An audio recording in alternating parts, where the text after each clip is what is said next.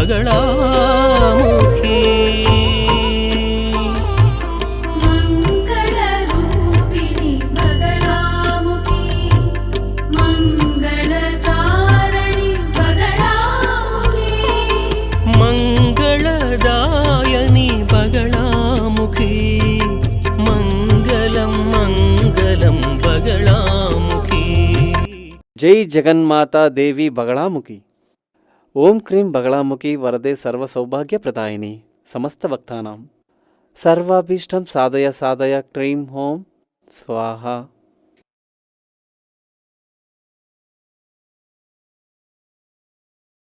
మాంగళ్య దోష పరిహారం దీని గురించి మీ అందరికీ చాలాసార్లు చెప్పాను, కానీ ఇప్పుడు మళ్ళీ మీ అందరికీ దాని గురించి చెప్పాల్సిన సందర్భం వచ్చింది.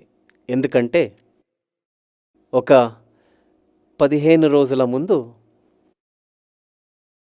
ఇద్దరు పేరెంట్స్ అనగా అమ్మాయి ఇంటి తరపు నుంచి మరియు అబ్బాయి ఇంటి తరపు నుంచి అమ్మాయి పేరెంట్స్ తన అమ్మా నాన్న అలాగే అబ్బాయి వాళ్ళ అమ్మా నాన్న వీళ్ళిద్దరూ ఆ నలుగురు కలిసి నా దగ్గరకు వచ్చారు.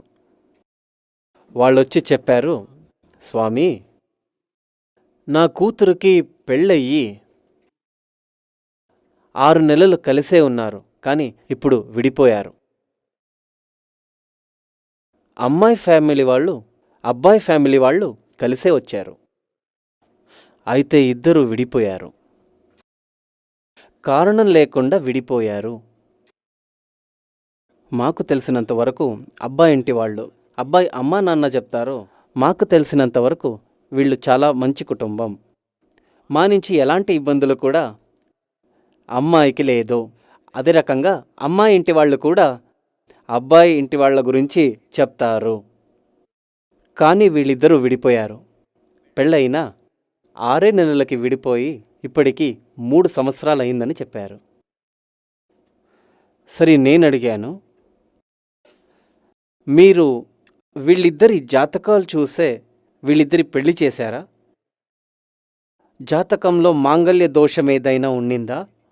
వాటివన్నీ సరిగ్గా గమనించే వీళ్ళ పెళ్లి చేశారా అని అడిగాను. అవును, అన్నీ సరిగ్గా చూశాము అన్నారు. కొన్ని దోషాలున్నాయని చెప్పారు. దానికి పరిహారం చేసిన తర్వాతనే వీళ్ళ పెళ్లి చేశాం. సరే, ఒకరోజు మీరు నా అపాయింట్మెంట్ తీసుకుని వీళ్ళ జాతకాలతో మళ్ళీ నన్ను వచ్చి కలవండి అని చెప్పా. ఒక 2-3 రోజుల తర్వాత జాతకాలతో వచ్చారు. ఆ జాతకం చూస్తున్నప్పుడు ఆ జాతకంలో నేను సంపూర్ణంగా గమనించాను. నా వరకు నక్షత్రాల గురించి కూడా చూశాను. దినకూట, గణకూట, రజకూట, రాశికూట, యోనికూట, వేదకూట ఇలాంటివి 10 కూటాలున్నాయి. వాళ్ళు చూపించిన ఆచార్యులు అందులో ఏం రాసిచ్చారంటే 85% కలుస్తుంది అని. అంటే 8 కూటాలు కలిసొచ్చిందనమాట. ముగ్గురు ఇవ్వబడిన ఆ వాళ్ళ సర్టిఫికెట్, ఆ ఒపీనియన్, ఆ అస్ట్రాలజర్స్ ఇచ్చిన ఆ కూటాలని చూసి ఆ కూటాలు కలుస్తాయనే లిస్టు కూడా వాళ్ళు నాకు ఇచ్చారు. కలుస్తుంది, అయినా విడిపోయారు. కారణం ఏమని అడిగితే అబ్బాయి కూడా చెప్పట్లేదు, అమ్మాయి కూడా చెప్పట్లేదు. నేను చెప్పాను, ఈ జాతకాల ప్రకారం ఇంతకు ముందే చూసి చెప్పినట్టు ఆచార్యులు చెప్పినవన్నీ కరెక్టే, ఈ జాతకం కలిసింది అని. వాళ్ళు చెప్పినట్టు 8 కూటాలున్నాయి. ఆ 8 కూటాలు నక్షత్ర కూటాలు మాత్రమే. కావలసింటే మీరు కూడా పంచాంగాన్ని తీసి చూడండి. రాశికూటం, రాశ్యాధిపతి కూటం, వర్షకూటం ఇలాంటివన్నీ ఉంటాయి. స్త్రీ నక్షత్రానికి ఎలాంటి నక్షత్రాలు కలిసి వస్తాయని కూడా రాసి ఉంటారు. ఇది నక్షత్ర కూటాలు మాత్రమే. అది టోటలా 10 కూటాలు పంచాంగంలో రాసి ఉంటారు. కానీ చూస్తే పంచాంగంలో ఇవ్వబడిన 10 కూటాలు కలిసినప్పటికీ జాతకం కలిసి రాకపోతే పెళ్లి చెయ్యరాదు. ఇది చాలా ముఖ్యం. జాతకాల కలయికల ఆ ఘట్టం, ఆ ప్లానిటరీ పొజిషన్స్ జాతకమే లేని ఒక వ్యక్తికి కావాలంటే ఈ 10 కూటాలు నక్షత్ర కూటాలు చూడవచ్చు. జాతక కలయికలే చాలా చాలా ఇంపార్టెంట్. అందువల్లనే జాతకం ప్రకారం కలిసి రాలేదంటే ముందే చెప్పినట్టు నక్షత్ర కూటాలు 10 ఉన్నా గాని జాతకం కలిసి రాలేదంటే పెళ్లి చెయ్యరాదు అని. ఇంకా జాతకాలు చూసే చాలామంది 7వ స్థానాన్ని మాత్రం చూస్తారు. 7వ స్థానం అంటే మాంగళ్య స్థానం, పురుషుడి 7వ స్థానం కలిసే స్థానం. అలాగే స్త్రీకి 10వ స్థానం తన హస్బెండ్. ఇది మాత్రం చాలదు. జాతకంలో మనం 7వ స్థానము చూడాలి, 8వ స్థానం కూడా చూడాలి, 2వ స్థానం కూడా చూడాలి. ఇదంతా అయిన తర్వాత 5వ స్థానం. 7వ స్థానం మాంగళ్య స్థానం. ఆ 7వ స్థానంలోని అంటే ఆ 7వ స్థానంలో ఉండే గ్రహాల్ని చూసి దశాకాలం లేక భుక్తి కాలంలోనే చూసే పెళ్లి జరుగుతుంది. దాన్ని ముఖ్యంగా చూసే ఎప్పుడు వివాహం జరగనుంది, ఎలాంటి అబ్బాయి దొరుకుతాడు, ఆ వరుడు ఏం పని చేస్తాడు, ఓవర్సీస్లో ఉంటాడా మన దేశంలో పనిచేస్తాడా అని 7వ స్థానంలో చూసి చెప్పవచ్చు. 7వ స్థానంలో ఉండేటువంటి గ్రహం, దాని సహాయంతో మనం అన్నీ ముందే తెలుసుకోవచ్చు. ఒక గ్రహాన్ని చూసి బలం చెప్తే అది సరిపోదు, అందుకే 3 గ్రహాల్ని చూసి బలం చెప్పాలి. ఆ 7వ స్థానం ఏం చెప్తుందంటే అబ్బాయి ఏం పని చేస్తుంటాడు, ఎక్కడుంటాడు, అతని క్వాలిటీ ఏమి, ఇవన్నీ 7వ స్థానంలో తెలుస్తుంది. 8వ స్థానం వచ్చి దాంపత్య జీవనం గురించి. ఇది చాలా చాలా చాలానే ముఖ్యం. ఎందుకంటే పెళ్ళి ఎందుకు చేస్తారంటే కామశాంతి అవడానికి. 8వ స్థానంలో కామం గురించి తెలుస్తుంది. ఆ 8వ స్థానం మాత్రం కాదు, అందులో ఉండే గ్రహం శుక్రుడు. 8వ స్థానంలో ఉండేటువంటి బాబాని చూడాలి. దీని తర్వాత 2వ స్థానం అంటే కుటుంబ స్థానం. పెళ్ళైన తర్వాత పురుషుడు అంటే ఆ అబ్బాయి ఈ అమ్మాయి వీళ్ళిద్దరూ కలవగానే అక్కడో కుటుంబం అవుతుంది కదా. వీళ్ళకి సంతోషమైన దాంపత్య జీవనం ఉంటుందా, కుటుంబం సంతోషంగా ఉండగలదా, ఈ కుటుంబం సిరివంతులుగా ఉంటారా, ఆయుర్దోషం లేకుండా ఉంటారా, ఇలాంటివన్నీ చూడాలంటే 2వ స్థానాన్ని చూడాలి. ఇలాంటివన్నీ చూడకుండా వాళ్ళు ఇంతకు ముందే చెప్పినట్టు వాళ్ళు 10 కూటాలే చూసేసి కలిసుంటారని పెళ్లి చేసేశారు. ఇదే సమస్య. ఈ జాతకాల్ని చూస్తుంటే, అంటే నాకు వచ్చిన జాతకాల్ని చూస్తుంటే ఇందులో పునర్వివాహ యోగం ఉంది. కొంతకాలం తర్వాత విడిపోయి పునర్వివాహం కావచ్చు. ఇది పునర్వివాహ యోగం. మాంగళ్య దోషం అంటే హెడ్డింగ్. మాంగళ్య దోషమని నేను చెప్పినటువంటి హెడ్డింగ్. పునర్వివాహ దోషమని ఒకటి ఉంటుంది. మాంగళ్య దోషం అంటే పునర్వివాహ యోగం. ఒక పెళ్ళయి కొంతకాలం తర్వాత విడిపోతారు, తర్వాత ఇంకో పెళ్ళయ్యే సందర్భాలు చాలానే ఉంటాయి. అదే రకంగానే వైధవ్య యోగం అని ఉంటాయి. వైధవ్య యోగం గురించి మీకు చెప్పాలంటే పెళ్ళయ్యాక వరుడు కానీ వధువు కానీ అకాలంలో మరణం చెందుతారు. ఇది వైధవ్య యోగం. ఇంకొకటి వచ్చి సన్యాస యోగం, సంతాన యోగం. సన్యాసి యోగం అని చెప్తే ఇప్పుడు పెళ్ళైన కొన్ని సంవత్సరాల తర్వాత ఈ అబ్బాయి ఉంటాడే తను స్వామి అని దేవాలయానికి వెళ్తాడు. ఇప్పుడు ఆ అమ్మాయి ఏం చేస్తూ ఉంటుంది, ఆ సందర్భంలో పూజ గదిలో ఉంటుంది. అదేమంటే సెక్షువల్ లైఫ్లో ఇంట్రెస్ట్ లేకుండా ఉండడం. ఇది సన్యాస యోగం. ఇంకొకటేమంటే సంతాన యోగం అంటే పిల్లలు పుట్టరు. ఇది 5వ స్థానంలో గమనించదగ్గ విషయం. ఇవన్నీ మాంగళ్య దోషానికి సంబంధించినదే. ఇలాంటి విషయాలను చూడకుండా 10 కూటాలు కలిసిందని పెళ్లి చేస్తే ముందే చెప్పినట్టు విడిపోయే అవకాశాలుంటాయి. పునర్వివాహ ఇక్కడికొచ్చి ఆచార్యుల పైన తప్పు చెప్పడంలో అర్థం లేదో, నా దగ్గరకు వచ్చిన జాతకంలో మళ్ళీ ఆ 2వసారి జాతకాలు చూసేటప్పుడు ఆ ఆచార్యులతోనే వచ్చారు. జాతకం నేనడిగా, మీ ఆచార్యులతో అడగండి ఎలా కుదిరించారని. వాళ్ళకి కోపం వచ్చింది, వాళ్లే వచ్చారు వీళ్లతో. వాళ్ళు అడిగారు, ఏంటి స్వామి ఇలా చెప్తున్నారు, ఇందులో దోషమేముంది చెప్పండి మీరే.